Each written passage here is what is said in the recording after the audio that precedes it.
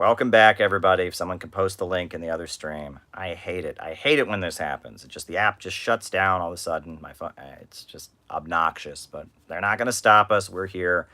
We're going to keep going. I'm still here. I went for just continuing my opening remarks. So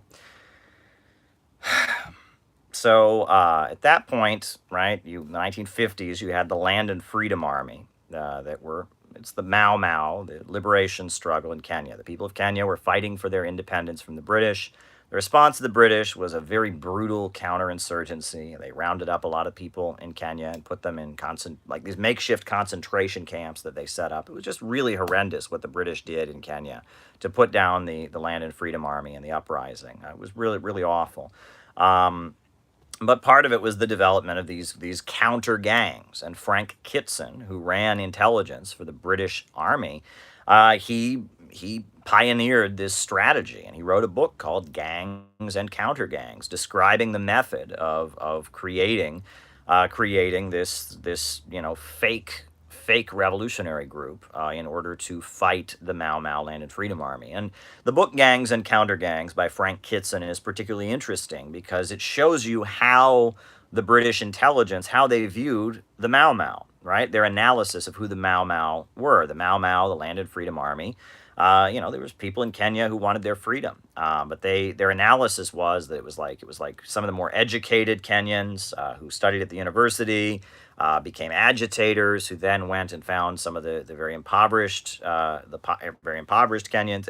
It's the book goes into great detail about how the British analyzed this anti-colonial uprising and how they built these counter gangs to put it down.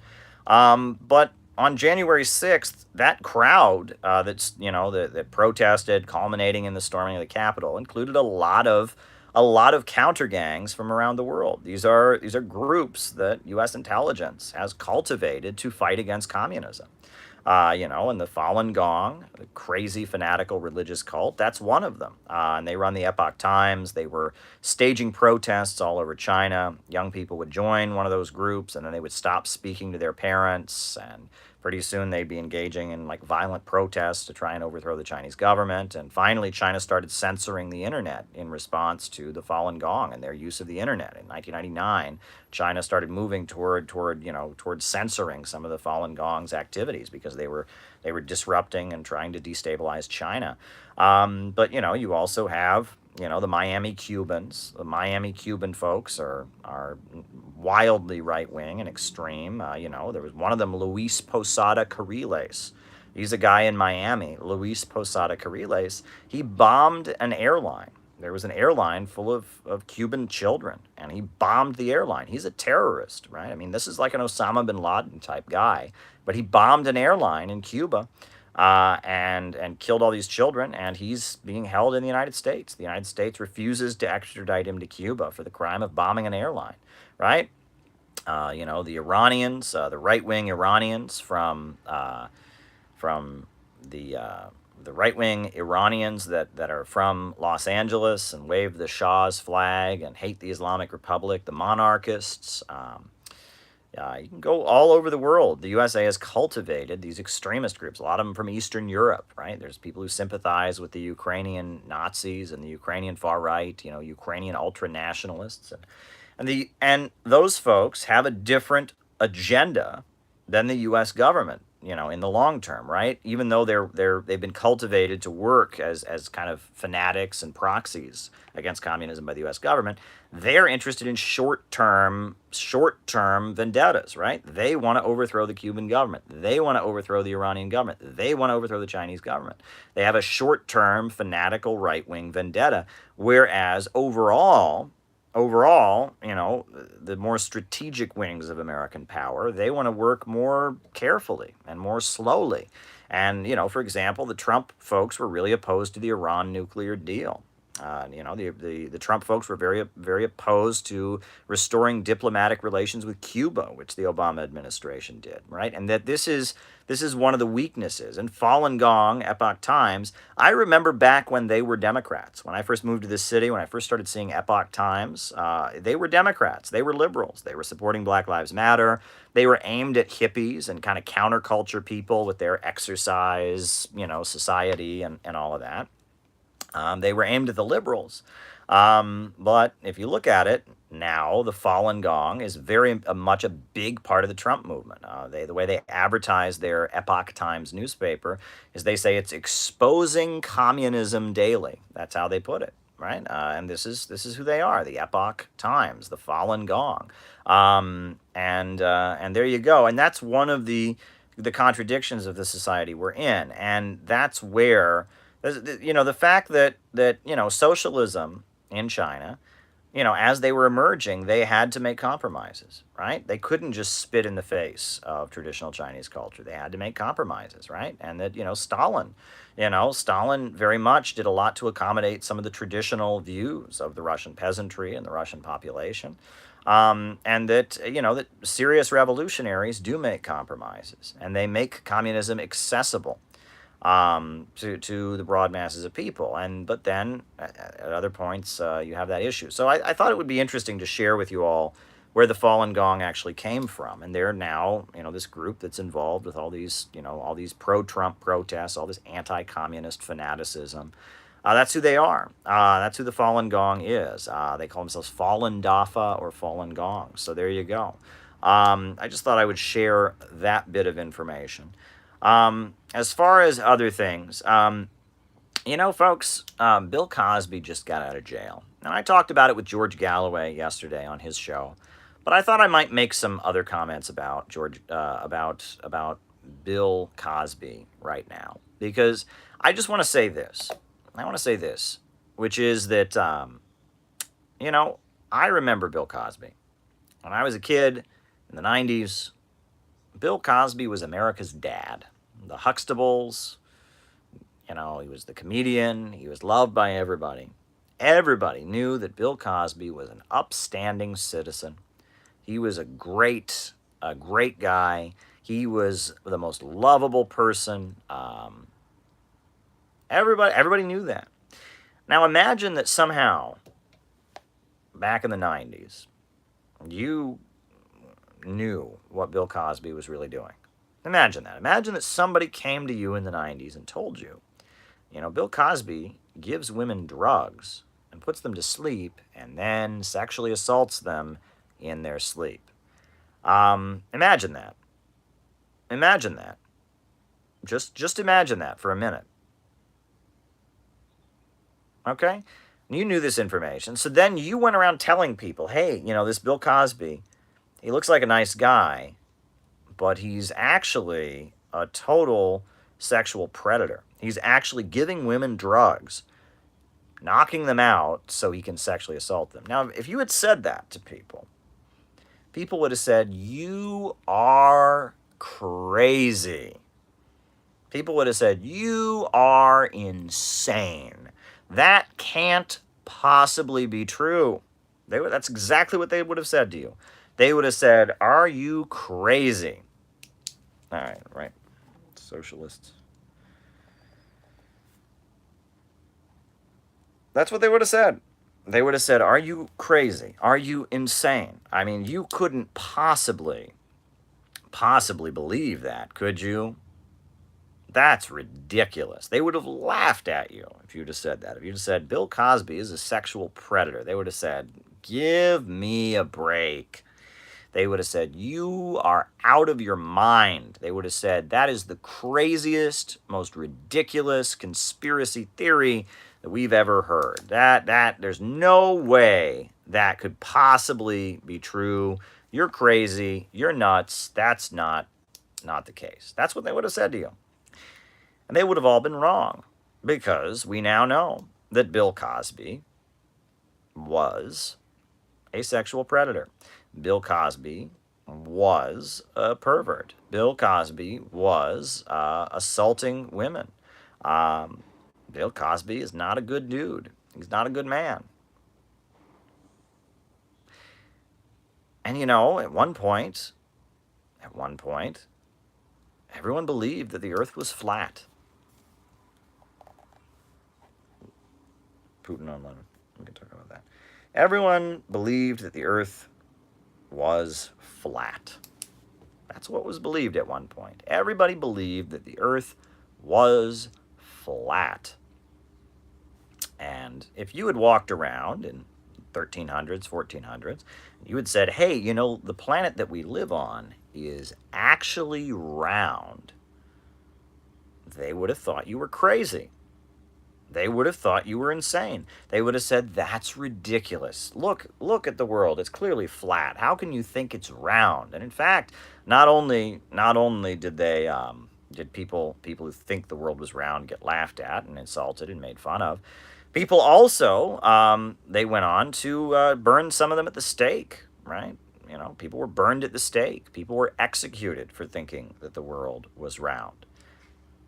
So this goes to show you that sometimes what everybody knows isn't true. Did you know that? Sometimes common sense is wrong. Sometimes what seems so obvious and everybody knows is wrong. There you go. Another great example of this, Bill Cosby, and, later if you want to super chat me or I can talk about the specifics of him getting out of jail and what's going on there. I talked about that with George Galloway, but I just wanted to mention that, right? Bill Cosby is a great example of things not always being as they appear. Another example of things not always being as they appear. Another very, very good example of that. Great example of things not being as they appear. You ready for this? Right? Back in the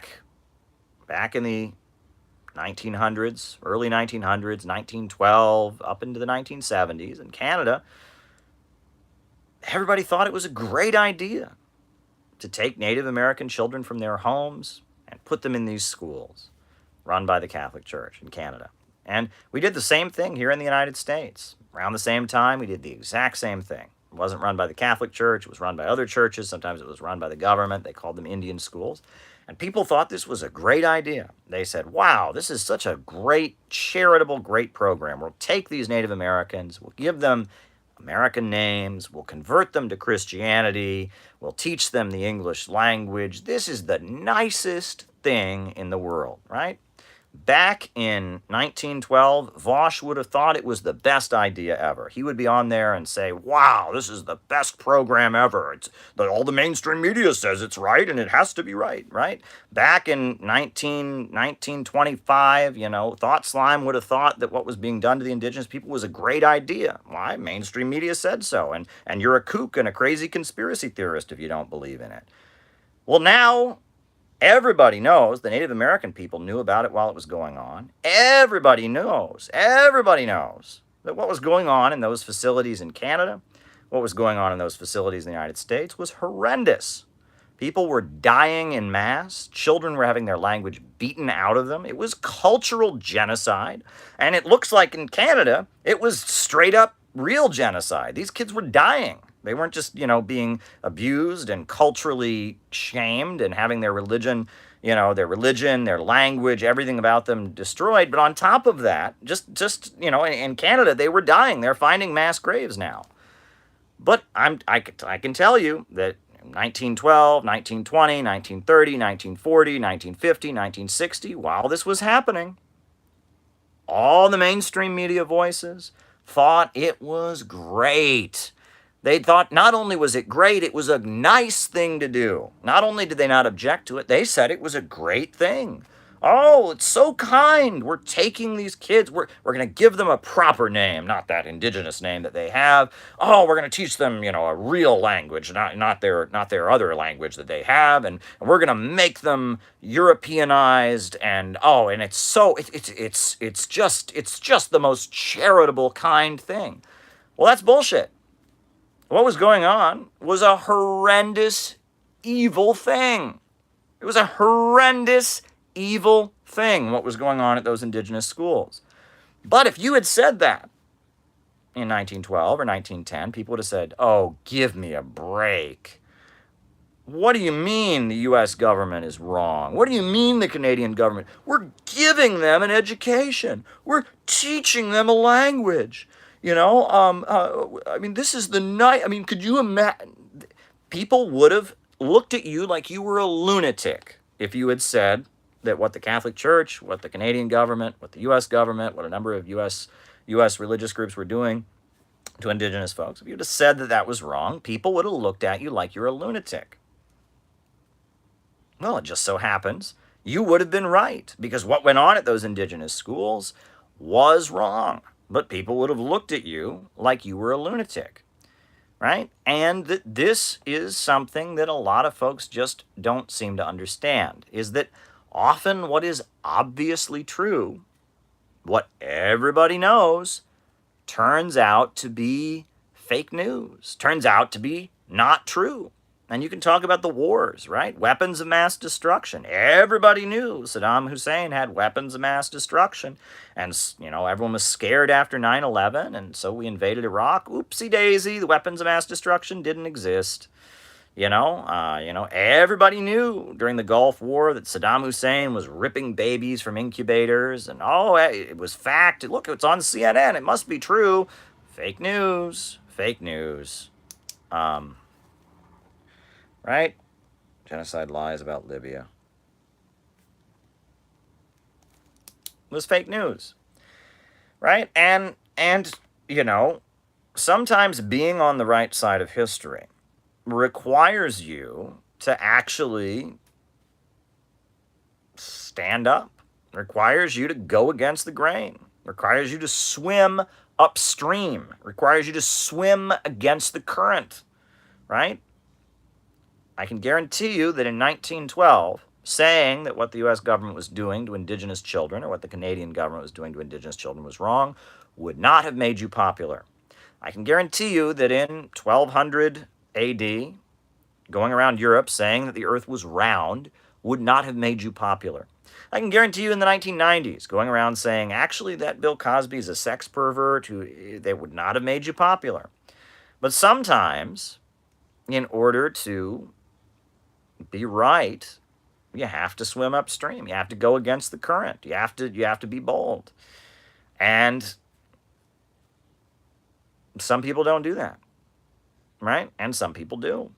Some people do, right? And this is an important thing to remember. There are many examples of this, right? There are many, many examples of what everybody knows turning out to be wrong, and what a small minority of very vocal people have said turning out to be right.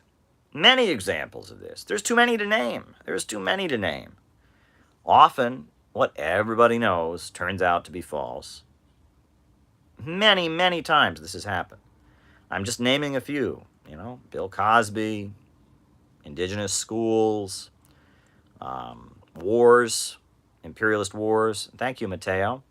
Right, DPRK narrative. There's many examples of this. Many, many examples of this. Many, many, many examples of this. And I wish people would think about that. I wish people would think about that, because, we're being sold a bill of goods when it comes to communism, right? Everybody knows communism never worked anywhere it's ever been tried. It's just failed everywhere. Well, that's malarkey, right? How did the Soviet Union become industrialized? How did China become the second largest economy in the world? Who invented space travel? Who defeated the Nazis in World War II? Where was the first cell phone patented? What country has what Ban Ki-moon referred to as the greatest medical school in the world? I could go on. Cuban literacy volunteers are sent all over the world. I could list the power plants. Look, the biggest power plant in the Middle East was built by Abdel Nasser and the Soviet Union, the Aswan Dam. In Syria, the Ba'ath Socialist government teaming up with the Soviet Union raised millions of people out of poverty, electrified the countryside, wiped out illiteracy in Syria. I mean, the achievements of socialist and communist governments are massive. They are massive, right? I mean, my goodness, when Stalin took the Soviet countryside and he made it an industrial superpower, he helped them withstand an all-out invasion by the Nazis that killed 27 million people. Then they rebuilt the country even stronger than it was before, and pretty soon they were, launching Sputnik and launching Yuri Gagarin into outer space. I mean, the achievements of socialism, given the circumstances that they are in, I mean, surrounded, barricaded, facing nuclear annihilation, the achievements of socialism are massive. Massive. Are there shortcomings? Sure. Are there problems? Sure. But the achievements what China has done, taking one of the poorest countries in the world, making it the second largest economy on earth, 800 million people lifted out of poverty, wiping out illiteracy, electrifying the countryside. All right, Lenin on the State. This is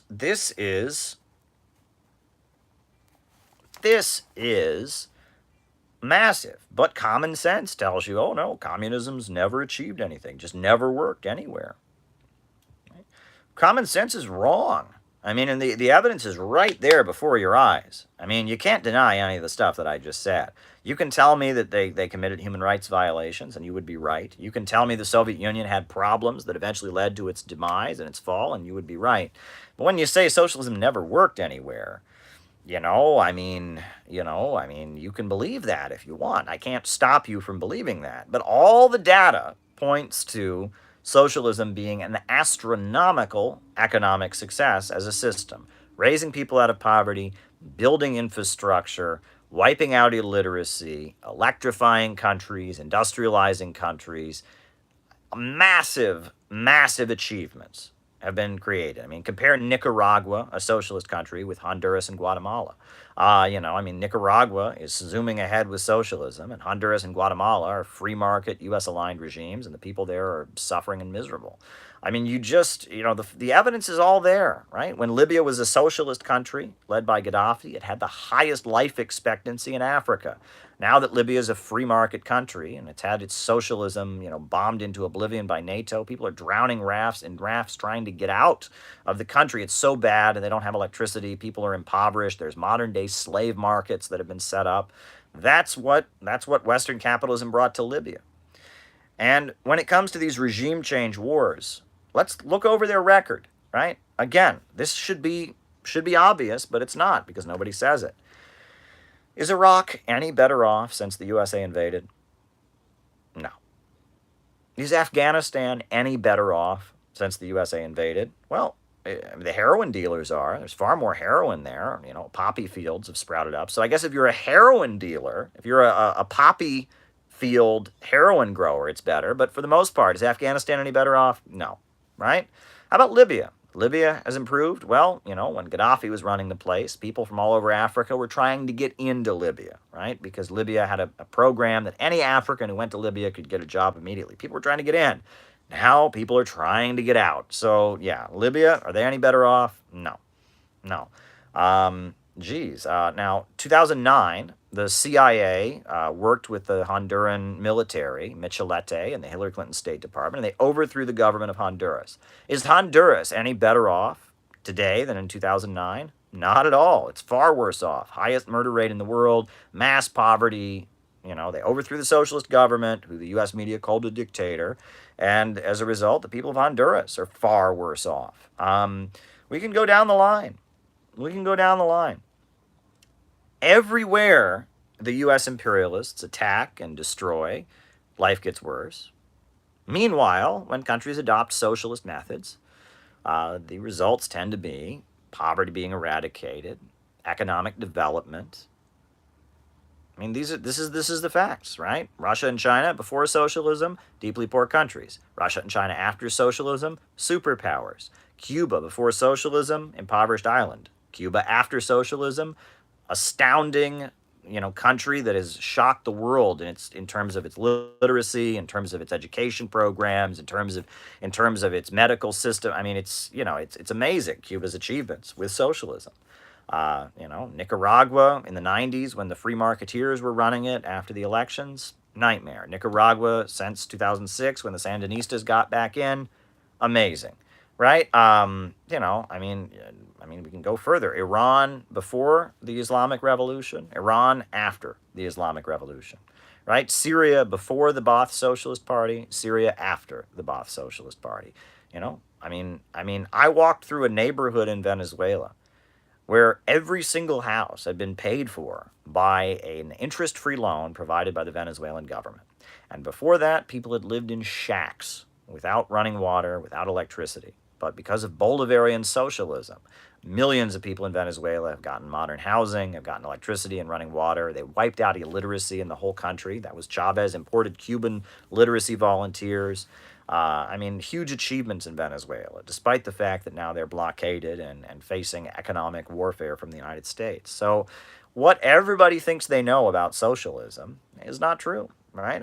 Socialism has been astronomically successful in raising people out of poverty, in economic development. It's quite successful. So, I just wanted to use the Bill Cosby case and another number of other things to make that point, because what is obviously true is not always true. And I also wanted to point out that we should be aware of, a big part of who the Trump movement are, the Falun Gong, who they are as an organization.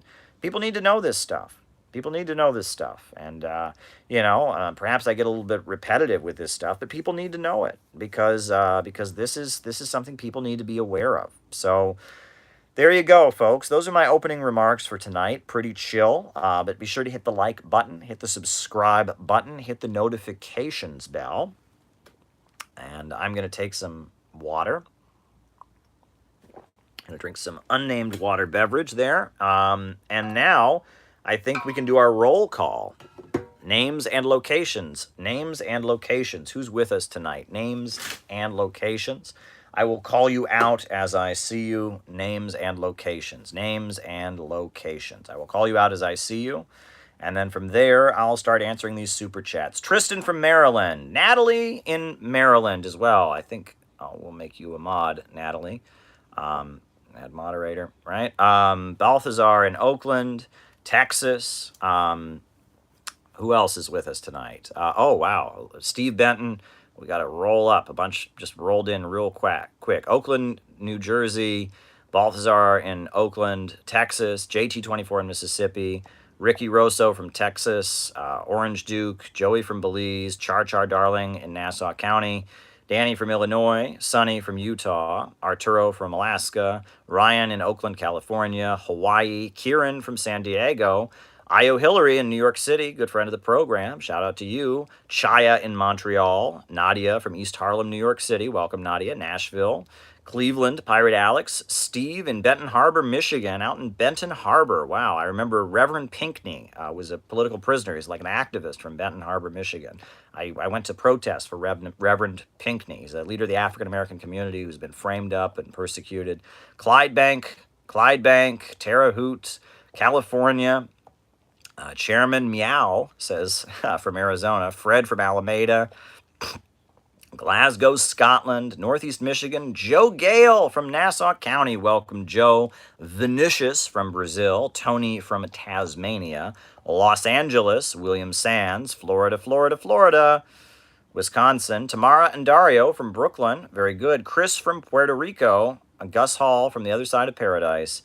Bermuda, Billings, Montana, Studio City, Cali, Dallas, Texas, Glendale, Andy in Maine, Francis in Indianapolis, Detroit, Michigan, Max the Sax in D.C., Iran, California, Little Falls, New Jersey, Richie in Staten Island, Ramiro in East L.A., shout out to Ramiro, great friend of the program, Tammuz from Egypt, Cody from Wyoming, Arkansas, San Miguel de Allende, Mexico. Joshua Tree, California. Kinky is with us. Welcome. Good friend of the show. Cold Lake, Alberta.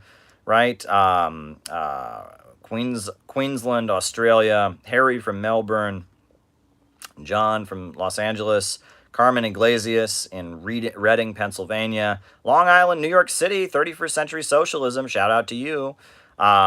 Indonesia, there you go. Washington, D.C., Juan from Mexico, Ryan in St. George, Utah, Chicago, Solidarity from Northwestern Michigan.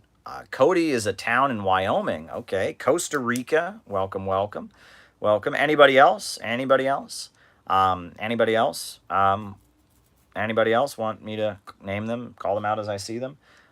If not, we're going to start answering your super chat questions and keep them rolling in. That's why we're here, to answer your super chat questions. Eva in New York City, Tennessee, Dante, Barbara in Barbara, Zephyr from Eugene, Oregon, Tampa, Florida, Herb Bryant, good friend of the program. Very good, very, very good. All right, Pomona, California, Santa Barbara, California, Duncachino, Chris in Texas, very good. Very, very good. Char Char Darling, good friend of the program. Welcome, Char Char. Welcome, welcome, welcome. All righty, folks. All righty. First super chat. Why was Ethiopia never captured by imperialism? Well, I hate to correct you. I want to, you never want to tell anybody that they're wrong, but when you say Ethiopia was never captured by imperialism, you are wrong, good sir. Ethiopia, first, it had kind of a pro-Western aligned regime led by Haile Selassie, who was the emperor, and he was kind of very much a puppet of the British and the Western imperialists. The Italian imperialists conquered Ethiopia in 1935. Ethiopia was seized by the Italian colonialists.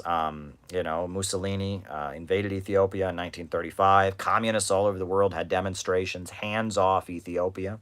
And then after the Second World War, Haile Selassie, he spent the war in exile in London. And then after that, Haile Selassie was put back on the throne in Ethiopia, and he ruled as basically a pro-Western puppet, as an anti-communist, Then after that, you had the rise of the Derg, which was like a pro-Soviet, government. And then in the 90s, the Derg was overthrown by a group that originally had been like followers of Enver Hoxha, but they took power and just became mainstream capitalists. And now Ethiopia is back under the control of the imperialists. The Ethiopian government is very much, a puppet of Western capitalism at this time. So, I don't know why you would believe that Ethiopia had never been captured by imperialism, but multiple imperialists, from the British to the Italians to the American imperialists, have dominated Ethiopia. There was a lot of hope during the Derg period. There was land redistribution. Cuba did a lot to try and bring economic development, but there was a really bloody civil war during that period also. The Mengistu government that was pro-Soviet. There was a lot of killing and atrocities. I know Mengistu. I believe he now lives in Zimbabwe. Mengistu does. Mugabe took him in, and he lives in Zimbabwe. Is he still alive? Is Mengistu, the leader of Ethiopia, still alive? I believe he is, but Ethiopia, I'm not an expert on every country, obviously, but Ethiopia is one country I know a lot about. I was in the Workers' World Party, and the Workers' World Party was very supportive of the Derg.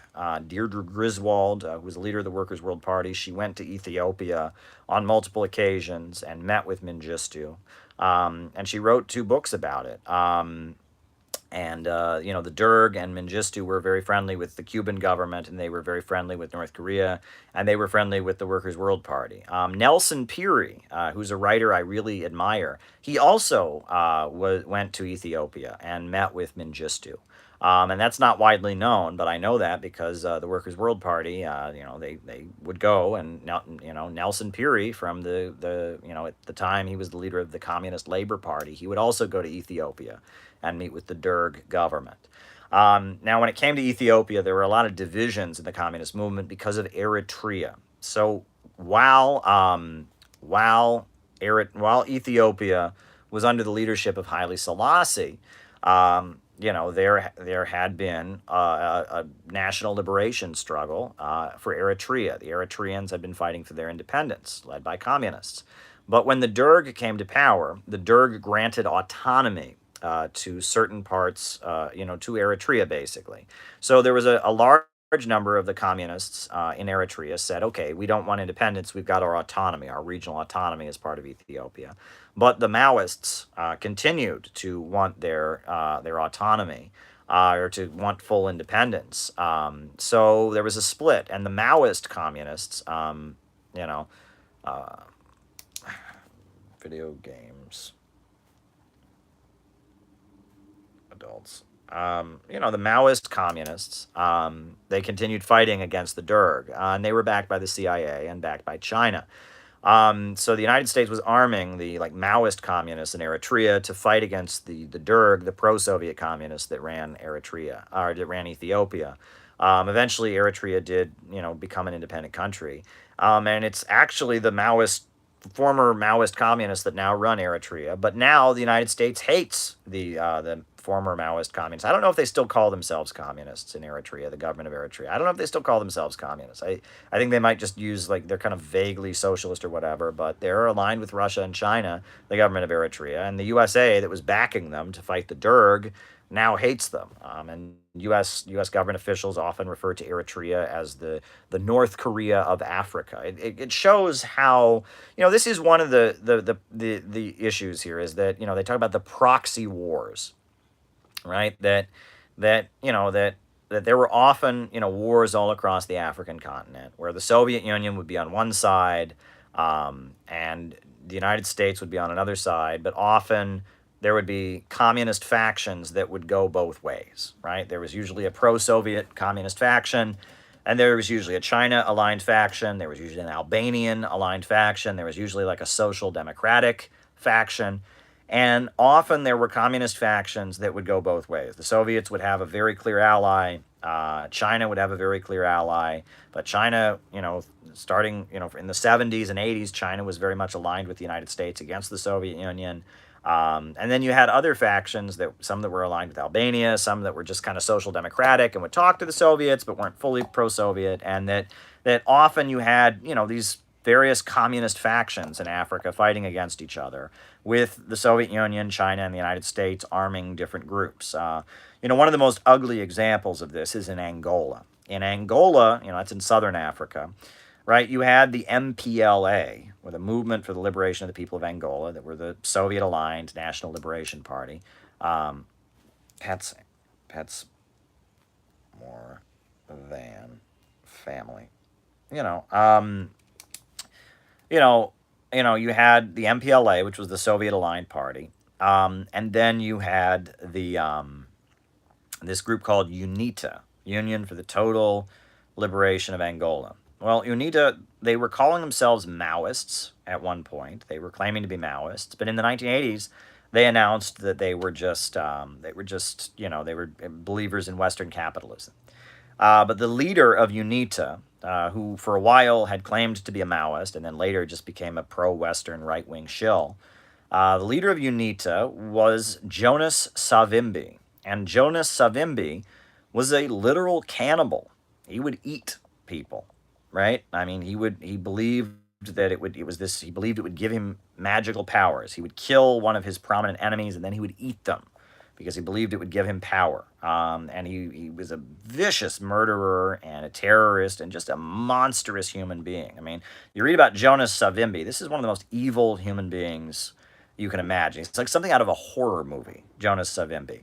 But the U.S. imperialists were backing him, giving him weapons, and I believe he even met with Ronald Reagan at the White House, a literal cannibal, right, in the name of fighting communism. In the name of fighting communism, they actually, were backing literal cannibals. And I mean, that's and whereas the MPLA was trying to develop and raise the people of Angola out of poverty and all of that, and the West was backing this barbaric creature named Jonas Savimbi. And, the civil war in Angola between UNITA, the Union for the Total Liberation of Angola, and the MPLA, the communists in Angola, went on from the 1970s up until 2002. It's just, it shows how awful the imperialists really are. And what did that do? What did that civil war do? Or the United States was backing UNITA. Well, it kept Angola from developing. Angola has a lot of oil. But if you're busy fighting a big civil war, you can't, utilize your oil. You can't become another Iran. You can't become another Venezuela where you're using the oil for development. And that's what the imperialists were trying to stop by fomenting that long, ugly proxy war. So there you go. There you go. And someone's pointing out South Africa. Apartheid South Africa was also supporting UNITA. That's true as well. All right. Now, the next question was from Chaya, and she asked about culture wars, results of divides in the ruling class, and their peak in the 2000s. Well, the term culture war, it comes from German. The term was Kulturkampf. Kulturkampf. And it doesn't come from the Nazis. Many people think because it's in German it comes from the Nazis, but it predates the Nazis. It goes back to the late 1800s in Germany, where there were culture wars in Germany between the Catholic Germans and the Protestant Germans. Right? Germany, some areas like Bavaria are very, very Roman Catholic. Other areas are very, very, very, very Protestant. And there's a lot of Jewish folks. So there were a lot of Jewish folks in Germany at that time as well. And the culture wars, it was generally in Germany, would be usually about what kind of Bible they would use in the school or what kind of religious education they would give to children, things to that effect. And it would divide the Germans, right? And the Germans would be divided. And the Social Democratic Party, which was the big Marxist group at the time, opposed the culture wars, because the culture wars divided the country and they divided the working class and they played workers against each other. And they saw the culture wars as a mechanism through which the ruling class is able to maintain power. In the United States, the culture wars that we have, they tend to be, abortion and gay marriage tend to be the biggest culture wars. The culture wars, abortion and gay marriage at this point has been legalized, and the chances of gay marriage ever being overturned are very slim at this point. Abortion is still kind of an ongoing thing. Now, the abortion issue is quite an interesting one because it wasn't really until the 1980s that Republicans and conservatives became very anti-abortion. In fact, it used to be Democrats who were more anti-abortion than Republicans. Now, this is very, very bizarre. You wouldn't know this. It sounds like the most bizarre thing if you've ever heard it. But you look into the facts, the Democratic Party was the party of urban political machines and Roman Catholics, right? And the Catholics tend to be in urban areas, right? Whereas the Republican Party is rural conservatives, right? And the Democrats, the Kennedy family, the Tammany Hall machine in New York City, a lot of the Irish folks, and it was a lot of Democrats who were very anti-abortion because they were Roman Catholic, and on top of that, they felt like abortion, abortion was against poor people. It was about killing poor people.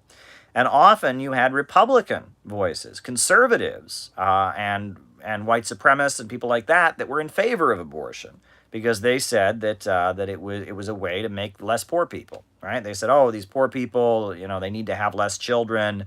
We need more abortions in the black community. We need more abortions among low-income folks. They have too many children. So it was actually conservatives that tended to be in favor of abortion, and it was like Catholic liberal Democrats that were opposed to it. But then, you had Roe versus Wade, the Supreme Court ruling, right, that ultimately legalized abortion. And then, like in the late 70s, as the religious right, the modern religious right, Jerry Falwell, Pat Robertson, when that stuff got going, all of a sudden the religious right was talking about abortion. And they made this wacky propaganda film that you can watch. It's on the internet. It's called The Silent Scream. And it is one of the weirdest, hippie, mind-boggling, strange propaganda films against abortion that you've ever seen. It is a wacky, wacky propaganda film. It's like some kind of new age art, and it's really disturbing. It's this very, very, very disturbing propaganda film that was made against abortion in the late 70s. And Jerry Falwell, Pat Robertson, the moral majority, as the neocons and Ronald Reagan are surging ahead, suddenly they turned against abortion. Ronald Reagan had a record of being in favor of abortion. Even, I believe, George W. Bush, when he first ran for governor of Texas, he was in favor of abortion. He was for legalizing abortion. But it was as the neocons got going, suddenly abortion became the issue. And abortion was a culture war because at the end of the day, you're not going to be able to change anybody's mind on abortion, right? I mean, some people are for it, and some people are against it, right? Some people are against it but feel it should be legal, and some people are against it and feel it absolutely should be illegal, right? But this is not something you can just sit down and have a rational conversation about, right? People that are against abortion are very against abortion and want it outlawed. And there's some people that feel like abortion should be legal, but they're not for it. And then there's some people that are full on. They don't feel that it's wrong, and they feel that that it's a woman's choice and such. And these are the divisions, right? And it's not something you can just talk it over coffee and have a rational conversation about. It has a lot to do with your religion, with your culture, with your background. It's a culture war. What's interesting about the abortion culture war in the United States is that the way abortion is legal in the United States is very strange.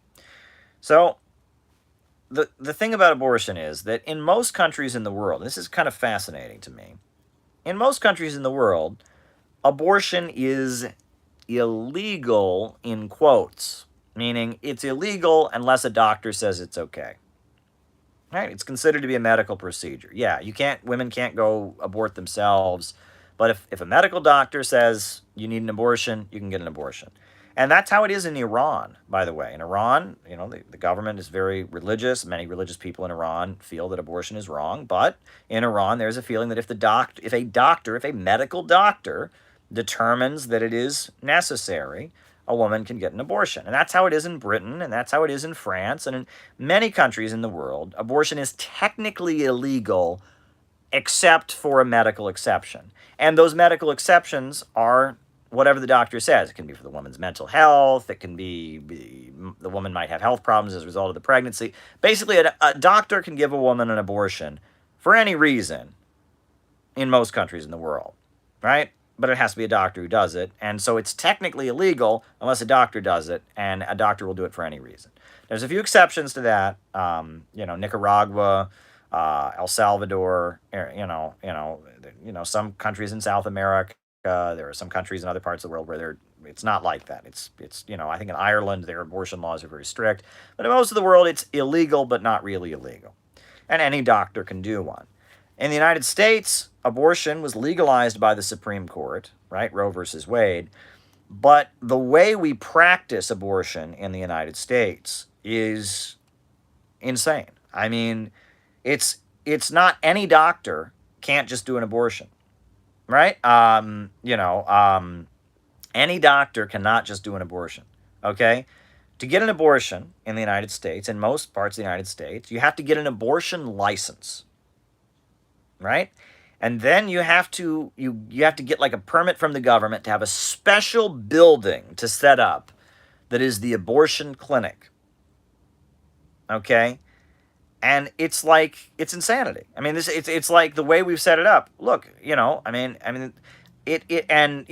believe at one point in Georgia there was only one abortion clinic in the entire state. Okay? And that the laws around it are completely crazy. Completely crazy. And they make restrictions where the woman has to look at a whole bunch of anti-abortion propaganda before she does it.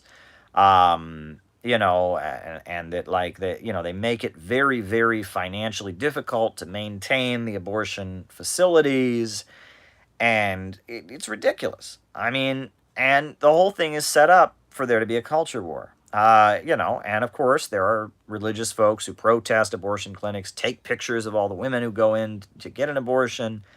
The whole thing is insane. I mean, but again, it's designed to have a culture war, right? It's designed to have a culture war. That's really what it is, and it's a culture war. And I remember when I was of the unborn, and I would see when I was a kid driving down the road, the churches on election day would have in the what do you call it, the sign they have in the front yard.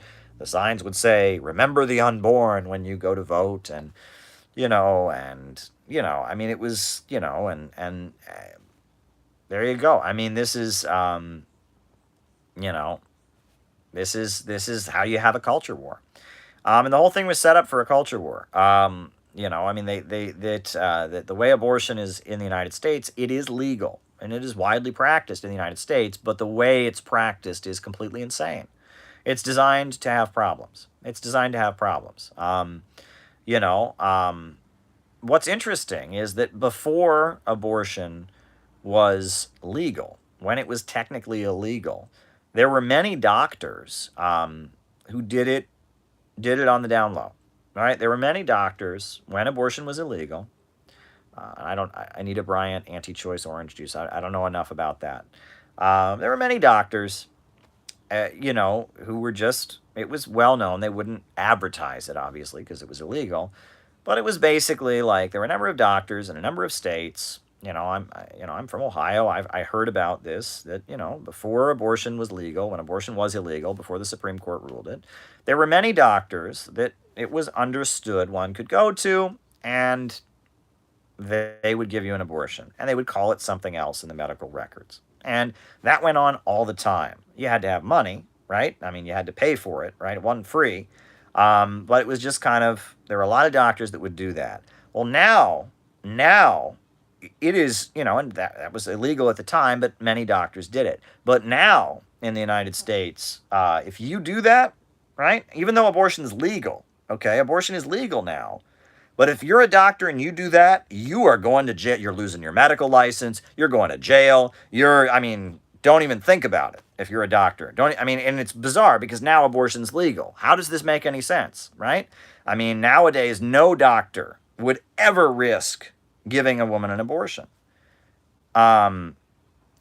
I mean, no doctor who's not a licensed abortionist in a licensed abortion clinic with a bunch of protesters outside, and no doctor would just give a woman an abortion, because he would never take that risk, because he would go to prison, he would lose his medical license. You forget it. And this is like, again, this is bizarre, right? It was easier to get an abortion when it was illegal in the United States than it is now when it's legal. It doesn't even make any sense. How does that make any sense? How does that make any sense, right? It used to be if you were in Pennsylvania or Ohio or Alabama, where abortion was illegal, you know, the woman would just, you know, there would be a doctor. Hey, everybody knows Dr. Smith. Oh, you should go see Dr. Smith. He'll take care of it. Woman would go see Dr. Smith for a small fee. Dr. Smith took care of it. And then the woman got an abortion, even though it was illegal, and nothing happened. And, you know, I mean, and if somebody heard Dr. Smith did it, I mean, the chances of Dr. Smith being prosecuted, he'd say, that's not what the medical records said. And you know, there would really be no way to prove it, and that was that. Well, nowadays, even though abortion is technically legal and is declared by the Supreme Court to be a right, Dr. Smith would never do that.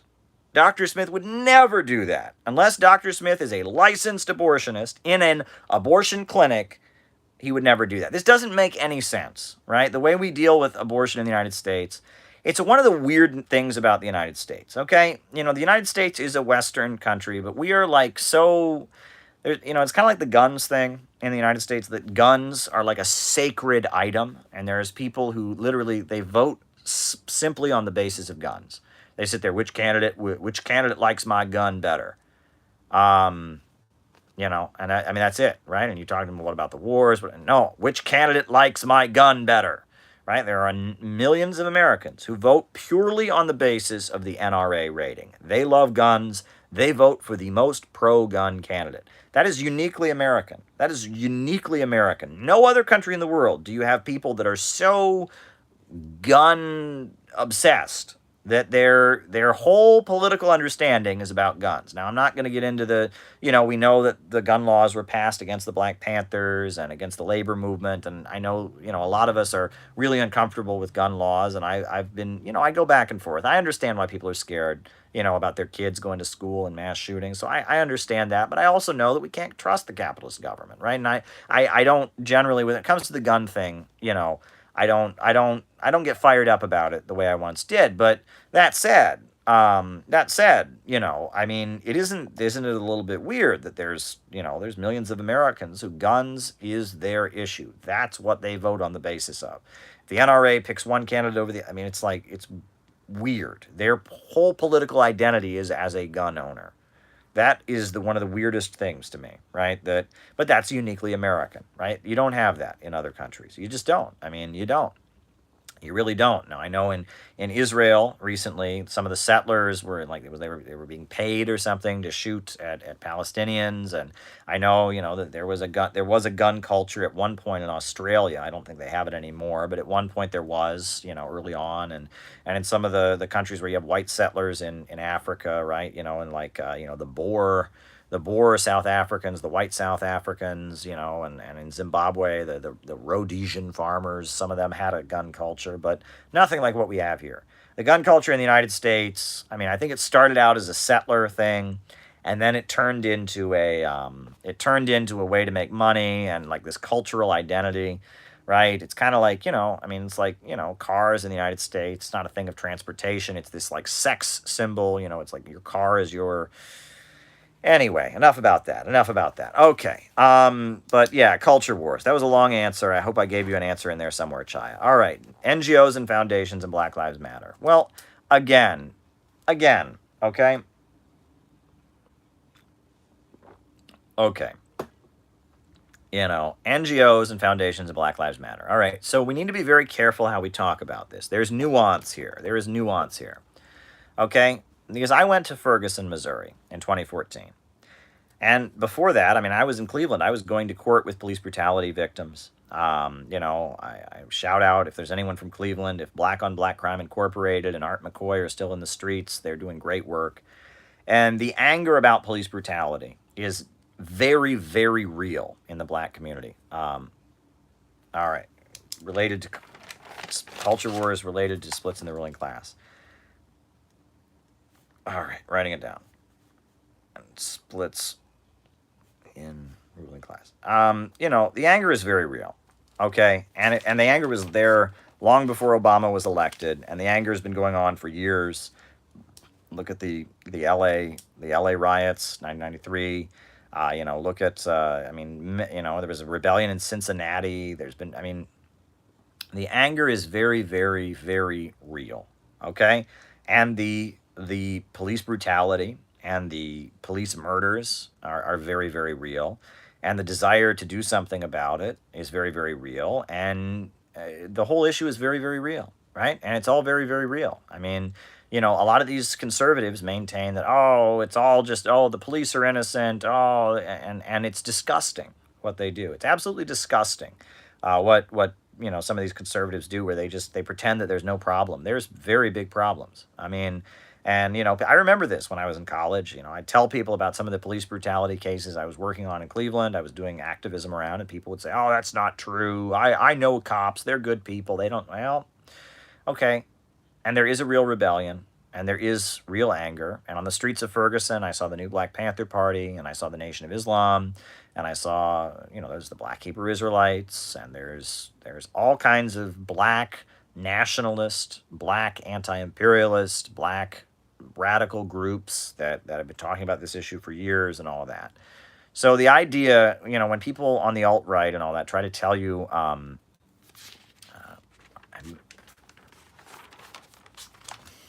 okay, communicate with the idea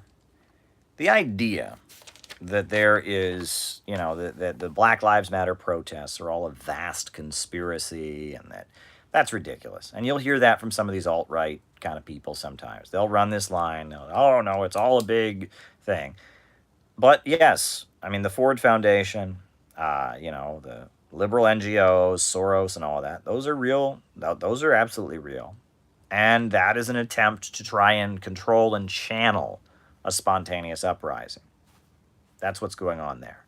The anger is real. It's been there for a long time. And this is an attempt to contain and make sure that no Black revolutionary group becomes the leader of the rebellion against police brutality, number one. And number two, to channel this anger into support for the Democratic Party, etc. That's what's going on. Is that there is a feeling that the rebellion of the Black community could get out of hand. And they don't want that. They don't want that. And the last thing that they want, the last thing that the ruling class wants, is the white people who are concerned about police brutality and concerned about government, taking their rights away and working for the rich. The last thing that they want is for low-income white workers who are mad at the government to stand arm in arm with the black community in their rebellion against police state repression, and for working people all across the United States, black, white, Asian, Latino, to stand arm in arm against the low-wage police state. That's the last thing that the ruling class wants. The ruling class does not want that. They absolutely do not want that. But at the end of the day, right, all working people are being affected by this issue. Now, of course, the black community is being hit the hardest by it. They've been hit the hardest by mass incarceration. They've been hit the hardest by police brutality. But, Asian American communities have felt this. Look, there was an Asian American man who was run over by a police car. There was a whole group formed here in New York City called the Committee Against Anti-Asian Violence that was formed, among Asian Americans dealing with police brutality here in New York City. Latinos, there are Latino folks who've dealt with it. And increasingly, you can find videos of police officers murdering white people. There was a case where there was a young white girl who was in handcuffs, teenage girl, young, white, in Florida. She was in handcuffs. She started walking away in her handcuffs. Well, she's wearing handcuffs, and she's a teenage girl. The cop could have just, grabbed her or something, but instead he tased her. She hit her head on the ground, and I think she was in a coma, and I believe she died afterwards. Totally unnecessary, right? She just walking away with the handcuffs, and the cop tases her, and of course she falls over, and boom, that happened. So the last thing the ruling class wants is for all working people to say, we're tired of this. We're tired of your police state. We're tired of you trying to, stabilize the capitalist economy with prisons and police state repression. We're tired of you trying to contain and control working people to hold your system intact. We're tired of it. And to see this as a class issue, that's the last thing that they want to do. So you'll notice, the NGOs and the foundations, they push identity politics, and they push a narrative where, white people have it too good and need to be brought down, and that, and they push, but that's not how the Nation of Islam sees it. That's not how the new Black Panther Party sees it. That's not how black revolutionary folks see it. There's a lot of people in the black community who've been fighting for the rights of their community for decades, and they have a revolutionary, anti-imperialist, in some cases a nationalist perspective, okay? But the foundations and the NGOs, their job is to push this kind of identity politics narrative and feed this into support for the Democratic Party and push these folks away from anything that might be revolutionary. And so that's the issue there. The issue, no, Black Lives Matter is not a conspiracy by the Ford Foundation and George Soros. The Ford Foundation and George Soros are trying to control a rebellion that is really happening. And there's nuance there, right? That everyone wants everything to be simple, right? I'm sure there's people watching this now that because they asked about Black Lives Matter and I mentioned Soros, they're like, aha, he's alt-right. He says that and that's not what I said, right? I'm explaining a nuanced position. And then there's other people that are watching this, right? And they're going to say, oh, well, he's saying that police brutality exists. Therefore, I bet he's never heard of George Soros. And it's like, no, again, there are true things here. There are true things here. And it's complicated. All right. George Galloway. I like George Galloway. He's awesome. I have huge amounts of admiration for George Galloway. We don't agree on everything, and that's fine. He doesn't agree with me on everything. I don't agree with him on everything, but he's awesome. He's tremendous. He's an amazing fighter for the working class, amazing fighter for the Palestinian people, anti-war. He's a socialist. He understands Marxism and the history of Marxism in great detail. He's building the Workers' Party in coalition with the Communist Party of Great Britain, Marxist-Leninist. I'm a huge Galloway fan. We don't agree on everything. That's okay, right? I work with people I disagree with. I do. And I sit down with people I disagree with, and I engage with people I disagree with, and that's called real activism, right? Maybe you don't do that on the internet. Maybe you just cancel everybody who you disagree with. But if you want to actually get something done in the real world, you have to be able to cooperate with people with whom you might not see eye to eye on everything. I love George Galloway. It's an honor to go on his show. It's an honor to have met him. He has said amazing things about me.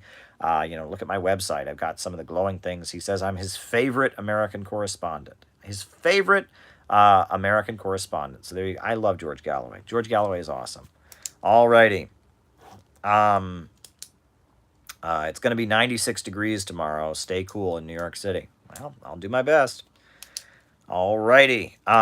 Imperialist aggression in Nicaragua. Well, the USA has maintained a military presence in Nicaragua for a long time. There were military interventions there in the 1920s and 30s, but the most blatant example is the USA was backing the dictator Somoza, of Nicaragua. And the people of Nicaragua overthrew him, and they created a socialist government. And then the United States started arming the Contras, terrorists, to go to Nicaragua and burn schools and hospitals and terrorize people. And they also helped the Contras get into the cocaine business. As they, in order to fund their efforts, and they started smuggling cocaine into the United States and crack and all of that in the 80s.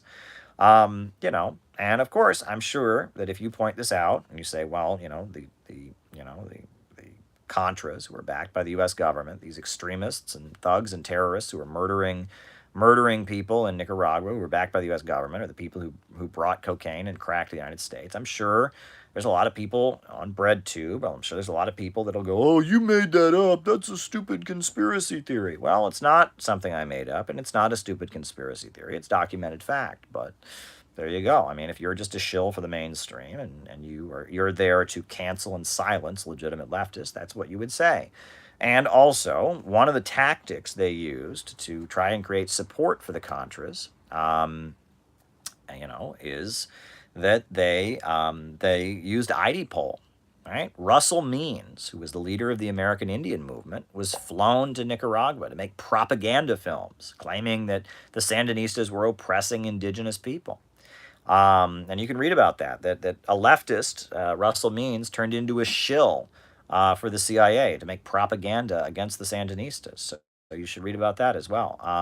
But yeah, I mean, that was U.S. imperialist aggression against Nicaragua. But more recently, the USA with its NGOs has been trying to destabilize Nicaragua and overthrow the Sandinistas. And there's the NICA Act, the sanctions they've imposed on them. But they've still done amazing things, wiping out illiteracy, raising millions of people out of poverty, developing a modern socialist economy. What Nicaragua has done is utterly amazing. They have amazing achievements, but they've done it in the face of a huge amount of aggression. Absolutely. All right. Vosh, Falun Gong, Hong Kong.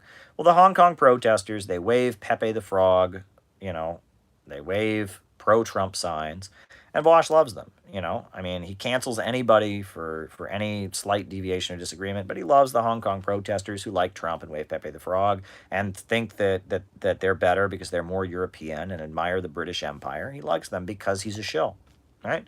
That's all there is to it. And that's the same reason he doesn't call out Epoch Times and the Falun Gong, but he does say that all the working people who supported Trump need to disappear, right? Right? Because he hates working people. He's a rich kid from Los Angeles, right? And he hates working people, right? We're all scum, right? All the people who grew up in towns like mine in Ohio, like little towns that I grew up in, all the people who work in factories, we're all subhumans to him. We're all just a bunch of subhumans to him. Right? And, the fact that we, God forbid, would vote a way that Hollywood and MSNBC tell us not to, that's unpermitted, right? And, there you go. I mean, that's how he feels. Now, I don't like Trump. I think Trump was an awful president. I was hoping that maybe something good might happen.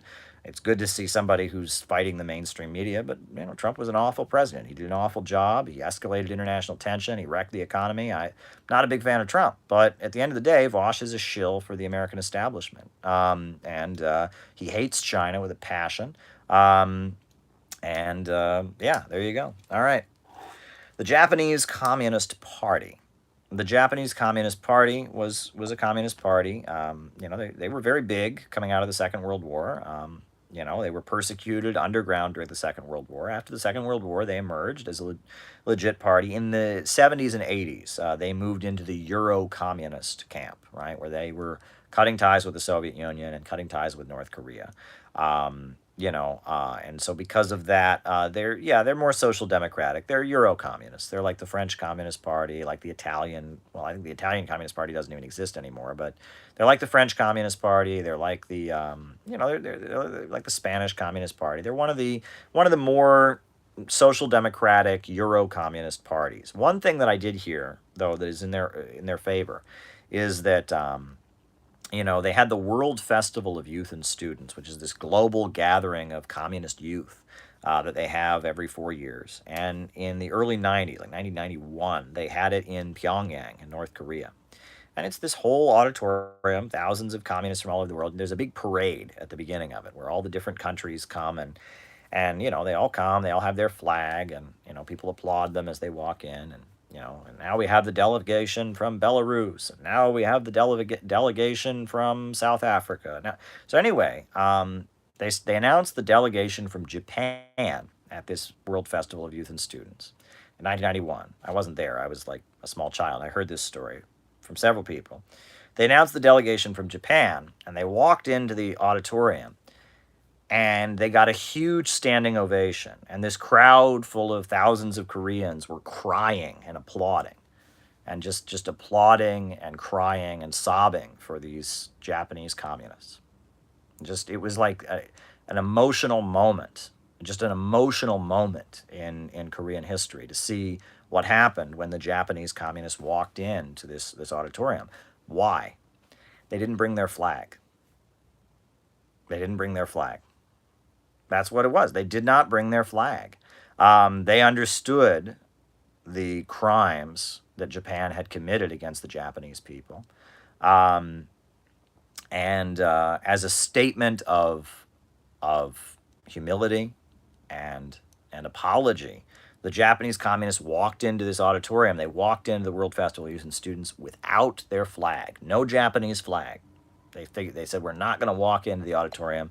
And the Koreans were deeply moved by it. Just deeply, deeply, deeply moved to see that the Japanese communists understood how hated their flag was and how hated the symbol of everything associated with Japan was in Korea. And that they felt that was a big victory for Kim Il-sung and for the Korean Revolution, that there was this delegation of Japanese communists who didn't bring their flag. So there you go. All righty. You all ask some interesting questions, but that's why I do these streams, right? I want to answer your questions. And so the next question I've got here is, what's the difference between Anabaptism and liturgical Protestantism? Well, I don't know exactly what, quote, liturgical Protestantism is, so I do know the difference between Anabaptism and its descendants and regular Protestants, so that I can tell you. But, generally, and even today, among Protestant Christians, right? So among Christians, you have Catholics, you have Eastern Orthodox, and you have Protestants. Okay, that's generally how it is. I am a Protestant. And I am a mainline Protestant. Protestants divide into two. You have what they refer to as evangelical Protestants. That's the religious right. That's fundamentalists. Usually those folks are descended from Anabaptists, right? Does Russia...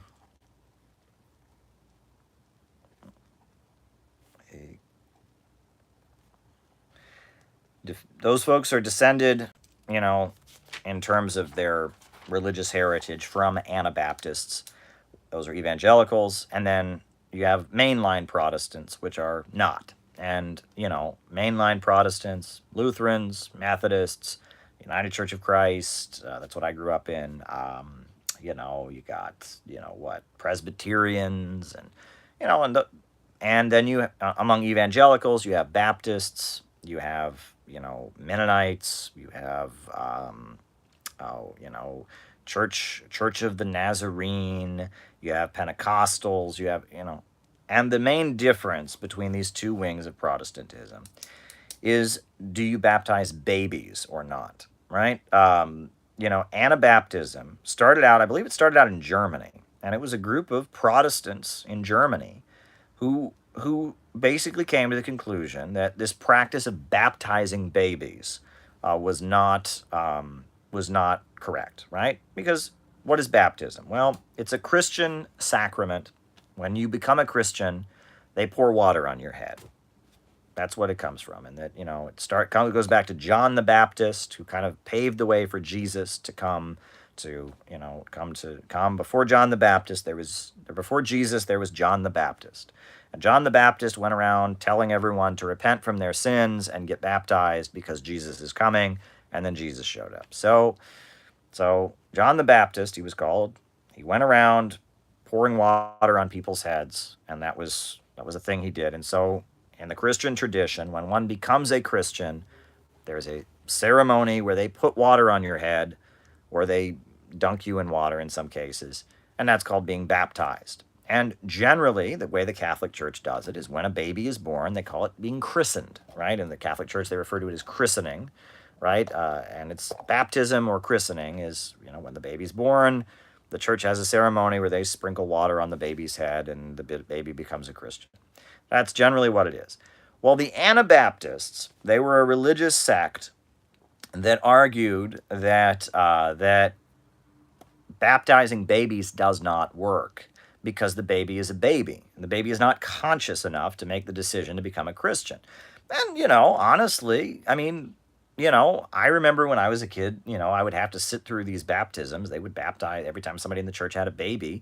And, I think, that isn't fair. What if the baby wants to grow up to be a Buddhist? What if the baby wants to grow up to be, to be a Muslim? What if the baby wants to grow up to be an atheist? It's really not fair that its parents are just, oh, you're born and we pour water on your head and you're now a Christian, right? So that's the idea of the Anabaptists was you should not baptize babies.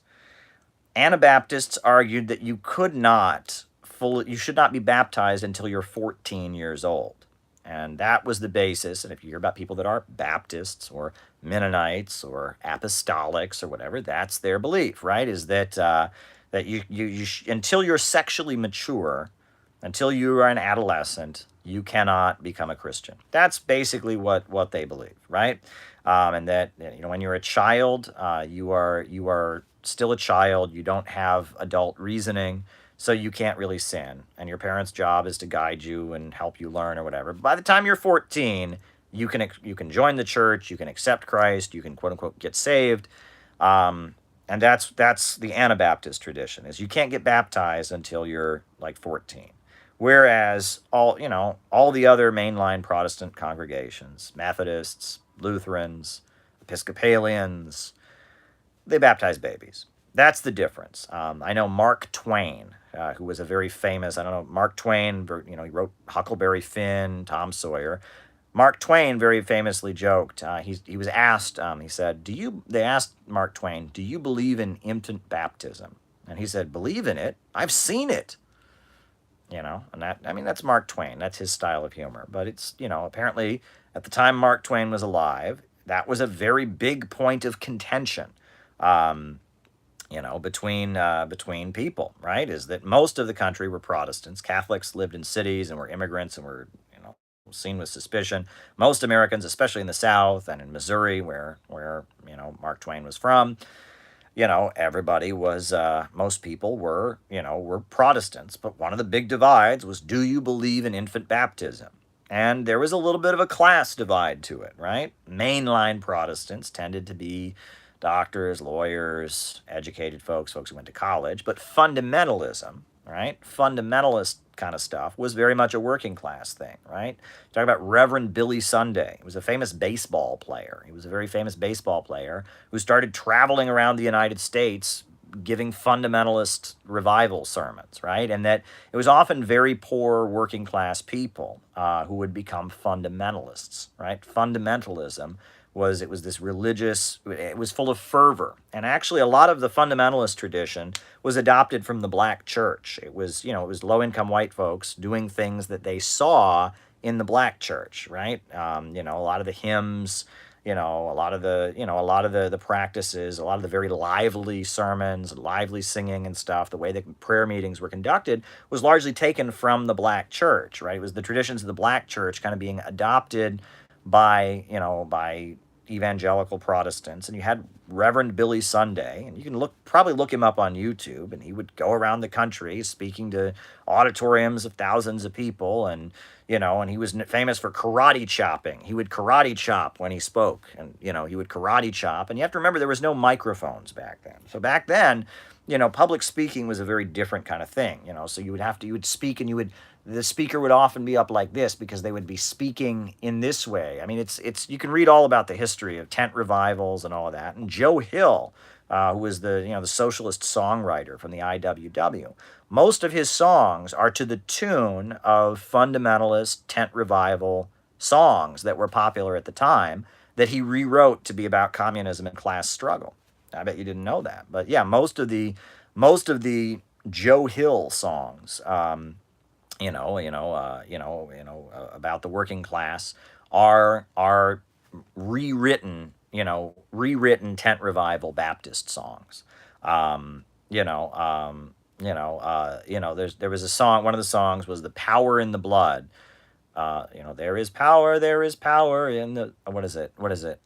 There is power, wonder working power in the blood of the Lamb. That was one of those famous like tent revival songs. Well, Joe Hill rewrote it and he said, there is power in a band of working folks when they stand hand in hand. That's a power that must rule in every land. One industrial union grand.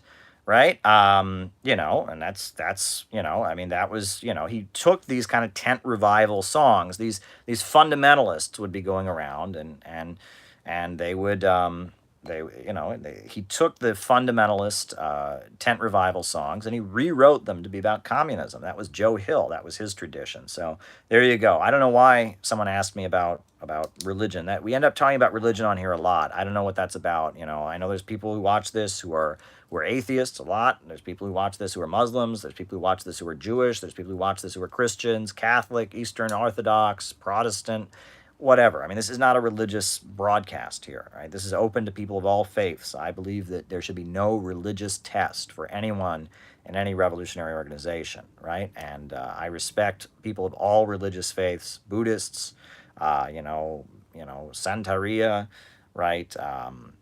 Taoism, right? Whatever your religion is, you're welcome here. This is not a religious broadcast. People are asking me about Anabaptism versus liturgical Protestant. I answered it, right? You send me a super chat, you get an answer. All right. Someone said that in post-communist Serbia there were mystical beliefs about pig lice. That's disgusting. But I'm sad. I'm really sorry to hear that. But I don't know enough about. I don't even know what pig lice is. It just sounds pretty gross. I don't know what apocrypha is, Richard. I just don't know enough about it. I can't talk about that. All right.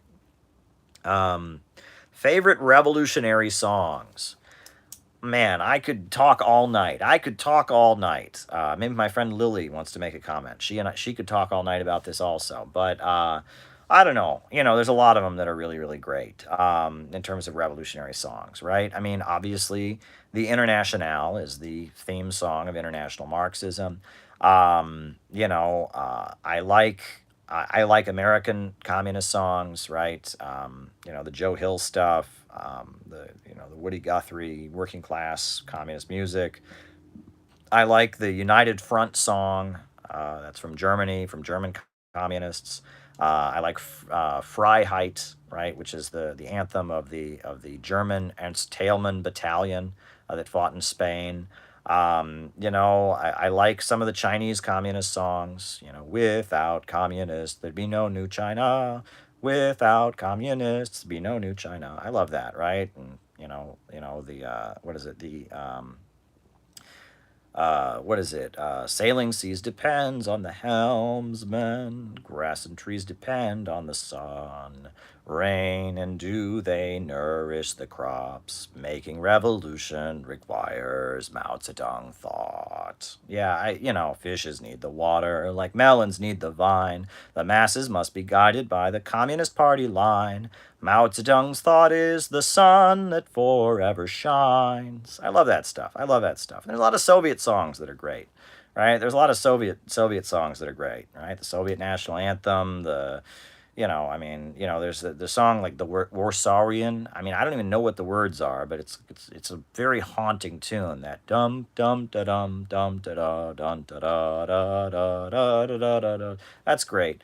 There's a lot of good songs from Latin America. Latin America has their revolutionary song, right? The El Pueblo Unido Amasa Vencido, right? The people united will never be defeated. That's an amazing tune. Da dum da dum da dum da dum da dum da dum da dum da dum da dum da dum. It's good stuff. I mean, there's a lot of great communist music out there. And again, I'm going to end this right now because I'm going to end this part right now, or else I'll just be singing to you the whole time, and that's not good, right? There's an Italian communist song called Bella Ciao. Bella Ciao. That's an amazing song, right? The communist songs are great. All right. And we need to bring this stuff back. Whenever I have an event, I want there to be a musician there, right? Because we need to bring this stuff back. The red culture, right? The red culture. This is really important. We need this stuff, right? Right? We need this. This is our movement, right? It's not all dusty Lenin books, right? It's not all complex economic theories. We need to bring back the red communist culture. Absolutely. All right.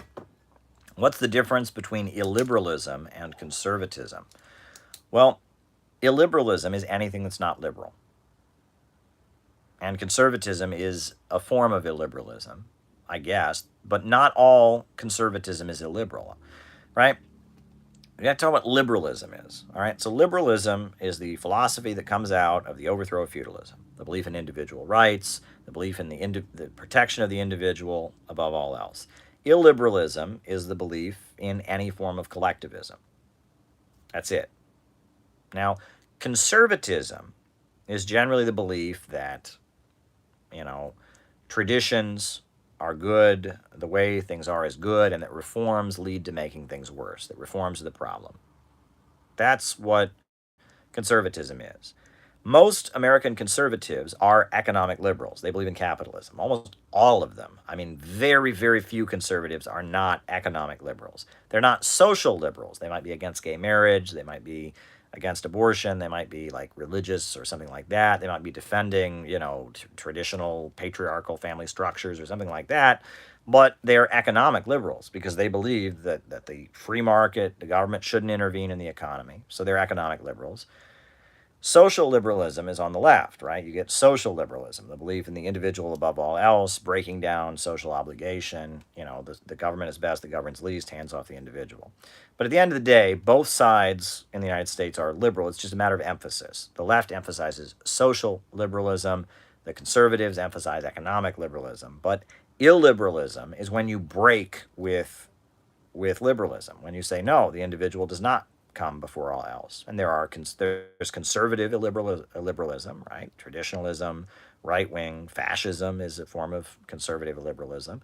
And then there's left-wing illiberalism, socialism, communism, anarchism. These are left-wing forms of illiberalism. But liberalism, the ideology that says individualism becomes above all else, illiberalism it's like atheism. Atheism is not a religion. It's just the absence of belief in God. Atheism. Right? Illiberalism. It's illiberalism. It's illiberalism, meaning there's liberalism, and then there's the absence of liberalism is illiberalism. Okay. I don't know anything about the revolutionary history of Costa Rica. I am sorry. I just don't know anything about it. I just don't know. I just don't know. All right. Someone asked about the most effective propaganda. Well, look, let's be clear about the way we understand propaganda is that propaganda is like, it's like something deceiving you or trying to convince you of something. There's actually a scientific definition of propaganda that was used by Marxists, right? And that's Lenin in his book, What Is to Be Done. He describes how the vanguard party, and I'm not a member of any party, right? But in Leninist theory, the vanguard party engages in agitation and propaganda. And agitation is stirring up a greater confrontation in society. It's for the broad masses. Propaganda is teaching people Marxism and communism. And propaganda is for the advanced, and agitation is for the masses. That's the Leninist conception, right? Is that you have this party, this vanguard party, this party of a new type, practices democratic centralism. And this party of a new type agitates the masses, and it propagates to the advanced, right? And that's That's, propaganda in the Leninist sense is finding the best and brightest, the most, strongest people, picking them out and carefully teaching them communist ideology. Whereas agitation is just stirring up the masses to a greater confrontation to oppose the status quo. And that's the Leninist formula. And honestly, I have questions about it. I think that there should be mass political education. I don't think Marxism should be concealed. And a lot of the communist groups, I mean, no one's ever heard of them because they're hiding, right? Oh, we should only teach communism to the most advanced. We should just pretend we're liberals until we meet somebody really good, and then we pull out our I don't like that, right? And that's one of those. That's from that old Masonic secret society way of doing things, and it's the death of our movement. That's the reason there's a lot of these communist groups that no one's ever heard of, and you may have met people from these groups, right? If you ever did any work with liberal NGOs, if you went to a union rally, there's a very good chance the person handing you a sign is a member of, the Fourth Committee of the 12th International or the Maoist Liberation Freedom Organization or some stupid group that you have never heard of, you're never going to join, and you have no idea what they believe, right? But they're like convinced, oh, we can't spread communism to the broad masses. We're going to form our secret club, see? And we're only going to propagate to the advanced, but and they have this really complex, reinterpretation of Trotsky and Stalin and Mao, but they never tell anybody about it. And they, God forbid, don't argue with anti-communists and try to defend the record. No. They sound like liberals when you meet them, but if they really get to trust you, they'll tell you what it's really about, and they'll give you a decoder ring and a fake name, and you'll hide your cell phone. And I mean, this is silliness. Okay? I'm sorry, and I mean that with all due respect, but it's like, this is why our movement is irrelevant. I mean, I'm sorry, really, okay? Do what I do. Well, no. Do what you can do, right? You fight your way, I fight my way. But, there's a lot of this, it comes from the Leninist heritage where it's like this assumption that average Americans could never be converted to communism. This assumption that average people could never understand our ideas. So instead, we have to, operate like we're the Freemasons or something. Get over this. Alrighty. Commodity production and socialism. Well, there is commodity production. Marx differentiates between the higher stage of communism and the lower stage of communism. Okay? And we also should talk about, all right, that, so what is commodity production? That's producing things to be sold, right? Factories don't just produce things for no reason. I mean, they produce them to be sold. Well, in a socialist society, the means of production are controlled and forced to work in the interest of society, but there is commodity production, meaning that they make cars for people to buy them. So that's commodity production, right? And one of the critiques that you'll get, occasionally people say, well, socialism is getting rid of commodity production, and there was commodity production in the USSR. Well, again, profits are not in command. It's a centrally planned economy, right? But this is the lower stage of communism. This is socialism. Socialism is the lower stage of communism. In the higher stage of communism, from each according to their own ability to each according to their need, vast material abundance, the state fades away. That's different, right? There are two stages, right? The lower stage of communism and the higher stage of communism. And Karl Marx makes that clear in his critique of the Goethe program. Lenin makes that clear in his book, The State and Revolution.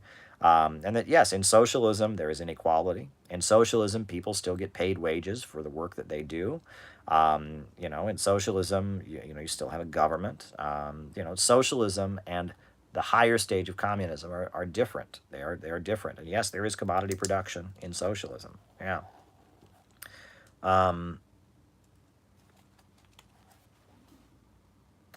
U.S. government calling socialists terrorists. Well, yeah, I'm disturbed by that as well. I mean, they came out with their document of what kind of left-wing terrorists there are, and I'm disturbed by that. I'm absolutely disturbed by it. What I will say though is that historically, Marxists and scientific socialists have always opposed left adventurism and have never advocated violence.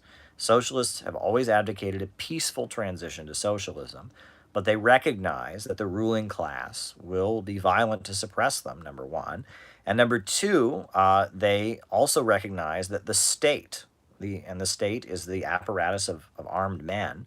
The state does serve one class, and that creating socialism means creating a new state, right? That you can't, Marx makes clear in his book, The Civil War in France, you cannot simply take hold of the ready-made state machinery. You must create a new organs of popular power, new police forces, new militaries, right? You can't create a socialist society with the capitalist state. The part of the transition to socialism is creating a new state apparatus. All right. Putin says that Lenin's ideas were responsible for the fall of the USSR. Well, I've heard that, right? Putin says, and he's said this many times, that Lenin was very much into the concept of the national question, and that he very much went out of his way to grant national autonomy to various groups within the USSR. And that's true, right? That Lenin, I mean, there were a lot of people in the USSR who never would have spoken their own language if it weren't for the Bolshevik Revolution. They developed a written language. They developed their languages, and there was a house of nationalities in the Soviet government where every nationality was represented, and that Lenin very much believed in the idea of granting autonomy and emphasizing the self-determination of various national groups within the USSR.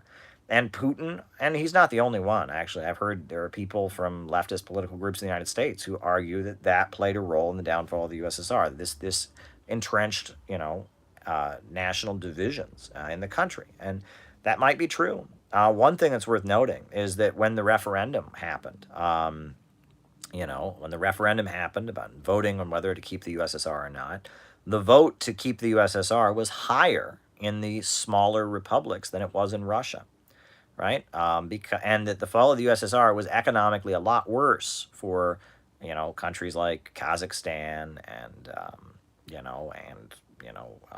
Estonia and Moldova and Belarus. It was a lot worse for them than it was for Russia. So there you go. There you go. All right. I think I answered your super chat, Kinky, about the terrorists. I answered that about terrorism and about how they listed socialists as terrorists in this terrorism document. I answered that, Kinky. All right. Genocide lies about Libya. Yeah, in the lead up to the attack on Libya, they claimed that Gaddafi was giving soldiers Viagra so they could rape women. That wasn't true. Ben Rhodes was telling Barack Obama that Gaddafi was going to go commit genocide. He was going to go house to house, and that meant he was going to kill everybody. That's not true, right? So there you go. So yeah, there you go. Okay. The DPRK narrative. Yeah, I mean, there's just a lot of hatred for the DPRK. I mean, they say stuff about the DPRK that is so outrageous. They claim that they believe in unicorns. They don't. They claim they think Kim Il-sung invented the hamburger. That's not true. I actually talked with Dr. Bruce Cummings. So when I was in college, I had the honor of meeting Dr. Bruce Cummings, who's the most well-respected Korea scholar in the United States. And I asked him about this stuff. And he said he frequently gets called. He wrote Korea's Place in the Sun, North Korea, Another Country, University of Chicago. He's one of the most well-respected Korean scholars. Scholars of Korean history. He's not Korean himself, but, And he's talked about how, he frequently will get calls from ABC News, NBC News, Fox News, and they'll say, is it true that Kim Jong-il owns the world's largest collection of pornography? And he would say, no. I don't know. How would anyone know that? And they'd say, oh, well, we had a source connected to South Korean intelligence that just told us that. Wah, wah, wah. A lot of the crazy stuff you hear about North Korea, the only source for it is somebody connected to the South Korean military or South Korean intelligence, right? That's the only source for it. That's it. Okay. Now, obviously there are some things that are true that we hear, but a lot of the really outrageous stuff. Oh, they believe that the first time Kim Jong-il ever played golf, he hit a hole in one. No, they don't think that. All right. And it's just this is all racism, really. There's a racist trope called Asiatic despotism, right? It's this racist belief that Asians are inherently authoritarian and don't understand democracy the way we Western white people do. And, the Asiatic despotism trope, it's a long-standing thing. when it comes to North Korea, they have just pulled out all the stops to just demonize that country. North Korea has problems. North Korea is definitely a very authoritarian place, very militarized. But there's an had it implemented economic reforms without reforms. The USSR would have survived if it had simply implemented economic reforms without political reforms. Is that true? No, that's not true. Right? The USSR had big problems that led to its collapse. That part's not true. All right. Not true. All right. Lenin on the state. Well, Lenin's point, if you read the book The State and Revolution, is that the armed bodies of men, the police, the military, these institutions are cultivated to serve the class in power. And the government apparatus, the parliament, the National Assembly, the Congress, these institutions are formed in the service of capitalism, and that the process of socialism requires the creation of a new form of government, new policing agencies, new military, new forms of government. That's the point that Lenin was making, right? It's not that we should all be ultra-left adventurers and advocating violence and terrorism. That's not what Lenin was saying. Right? Lenin was saying that the process of building a new society means building a new state. And yes, building a new state. In Venezuela, they passed a new constitution. They created the Bolivarian militias. They completely changed the way the military works, right? That's what they did, right? In China, they declared the People's Republic. They recruited a lot of the soldiers from Chiang Kai-shek's army. They had new army, new police forces. The process of creating a socialist society involves creating new state institutions, a new constitution, a new forms of government, new, Basij councils they have in Iran for their anti-imperialist state, Soviets, workers' councils, Bolivarian circles. In Cuba, they have the committees to defend the revolution. You have to create new governing institutions for a socialist society that you can't simply just on the basis of a capitalist state create socialism. That it's a three-stage process, right? And this is the important thing you have to understand. There's three stages to this. So a revolutionary organization, it has its program, which is it's what it wants, its demands, right? The things that it advocates. In Russia, it was peace, land, and bread. And they actually had a big document called the Platform of the Bolshevik Party, and they called for the nationalization of banks and giving women the right to vote and a lot of things. But what everybody knew the Bolsheviks, they were for peace, land, and bread, right? In China, land to the tiller. They were for land to the tiller, right? And they put forward their program, which is peace, land, and bread, land to the tiller, etc. And the people support the Revolutionary Party. The communists build a coalition around that platform. All right? That's the first stage, is the building of a coalition around this platform, this program, this transitional program. Right? Then, in order to create that program, you're going to have to change the nature of the government. Right? And the communists participate in the elections. They go to the masses with their program. In order to enact that program, the nature of the government has to change. If you get elected in the United States and you were going to implement a revolutionary program, the CIA would overthrow you, the FBI would overthrow you, the military would overthrow you. You would have to start creating a new military and a new intelligence apparatus and a new policing agencies, right? And so in the process of carrying out the revolutionary program, a new state has to be created. The state has to change, and that's called the dictatorship of the proletariat, right? You have to dismantle the dictatorship of the bourgeoisie and create the dictatorship of the proletariat. So it's a process. The state has to change. In order to carry out the revolutionary program, the state has to change. Once the state changes, then you can have socialism, because the state can control the means of production on behalf of society. And so it's a three-stage process: the revolutionary program and the revolutionary coalition, the dictatorship of the proletariat, socialism. It's a three-stage process, okay? And that's what we need to understand, and that a lot of people don't get this, right? Most leftist groups in the United States, they just go around screaming dictatorship of the proletariat. Well, wrong. Or they just go around screaming socialism. Wrong. You need to put forward a revolutionary program of what you would do if you were elected. What would you do if you were elected? What is it that the communists can offer you? What is the communist can offer you? The revolutionary program in the United States that I've advocated is mass reconstruction of the country, a mobilization to build infrastructure, nationalization and public control of natural resources, public control of banking, and enacting an economic Bill of Rights. That's the 4-point economic program that I think, that would change, that would create a coalition. If you were to do those 4 things, that would change the class nature of US society. Those are transitional demands.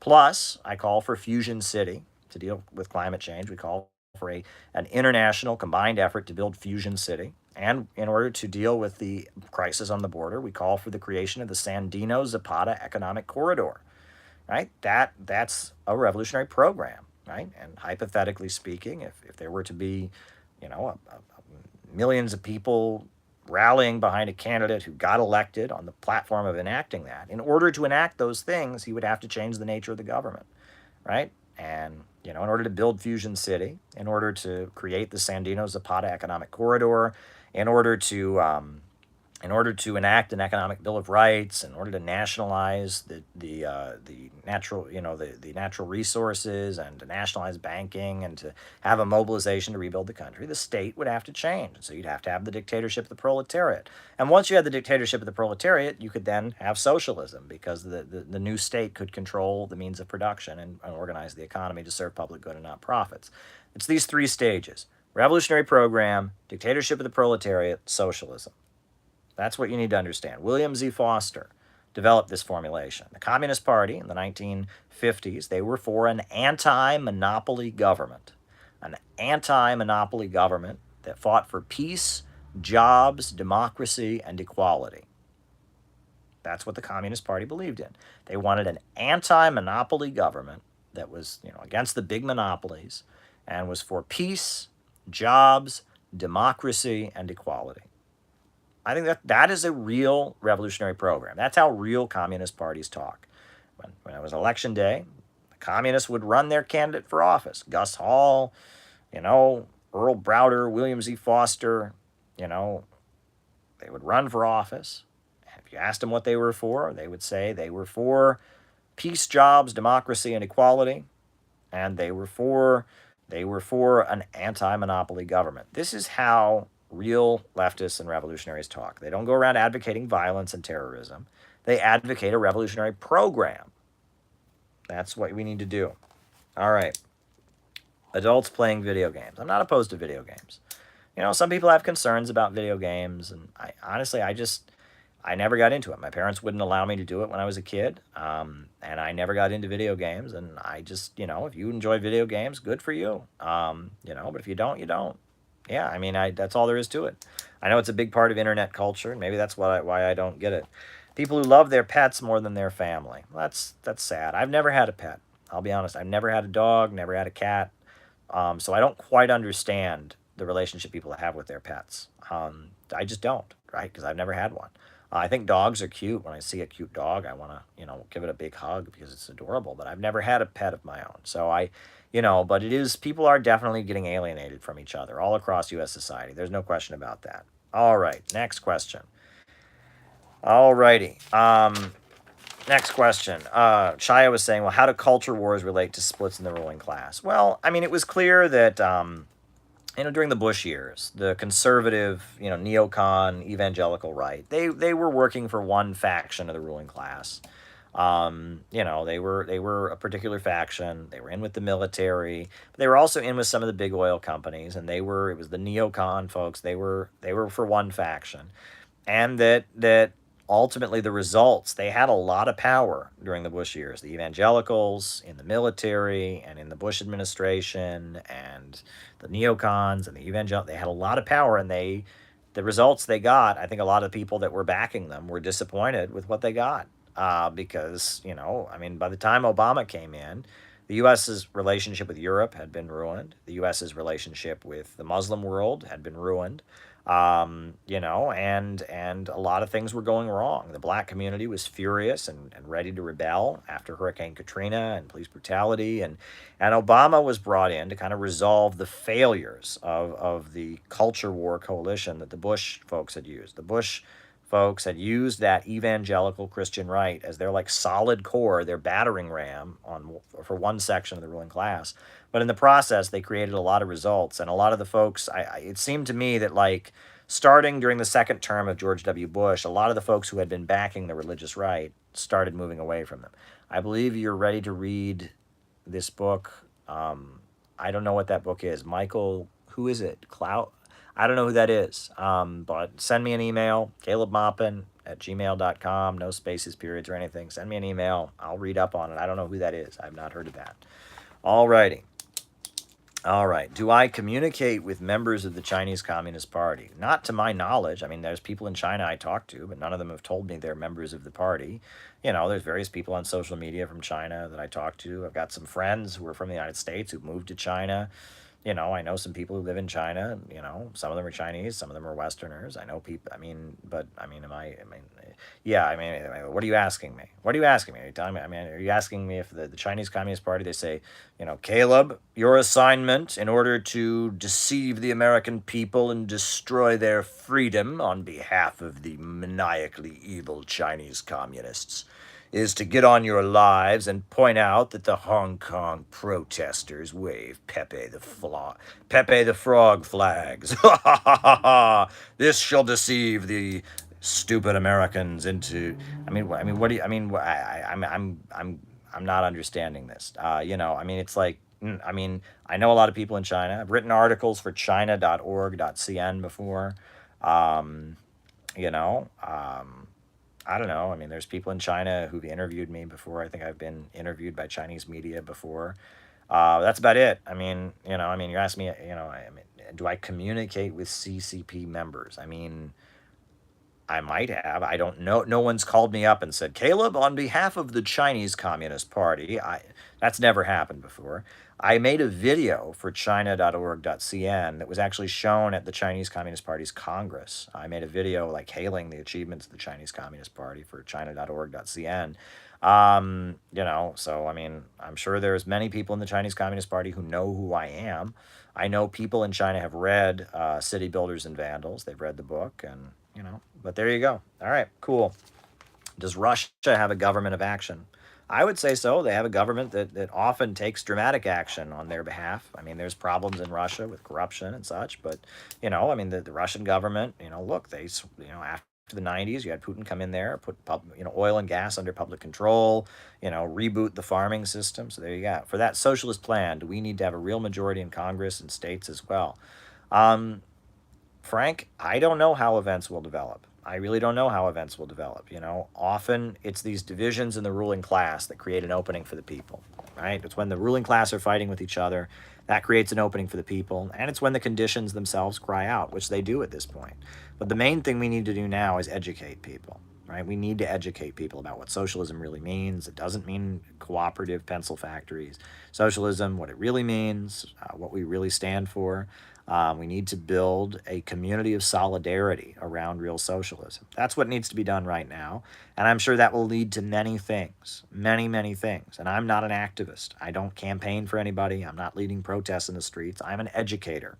I run a think tank, and I'm teaching people socialist and Marxist ideology, right? I have a message of education, and political innovation.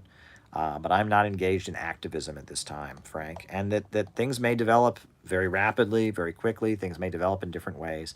My job is to save socialism so that socialism can save America. Look, there's a lot of confusion. The socialist movement needs clarity. And that's what my books, City Builders and Vandals in Our Age, We Are City Builders, that's what I'm doing. I'm trying to give clarity to the socialist movement and bring it to an anti-imperialist and scientific Marxist conclusion, and to spread the ideas of scientific socialism with the Center for Political Innovation. That's what I am doing. That's what the CPI is, right? And people may run for office on the basis of that, and people may protest on the basis of that. People may build labor unions on the basis of that. People may feed the homeless on the basis of that. There's a group of kids in Texas, and they follow my, they read, my textbook, the CPI textbook, We Are City Builders, and they do a lot of amazing community work, feeding people, helping the homeless, helping the hungry. That's great. There's people in different parts of the country who do different things, right? And I'm trying to build a community of solidarity centered around anti-imperialism and scientific socialism. That's what I'm trying to do. So, that's me. That's what I do. You fight your way, I fight mine. And on that note, folks, it's late. I'm going to say goodnight. A new upsurge in the struggle against U.S. imperialism is now emerging throughout the world. Ever since World War II, U.S. imperialism and its followers have been continuously launching wars of aggression, but the people of various countries have been continuously waging revolutionary wars to defeat their aggression. And while the danger of a new world war still exists and the people of all countries must get prepared, revolution is the main trend in the world today. While the danger of a new world war still exists and the people of all countries must get prepared, revolution is the main trend in the world today. Good night.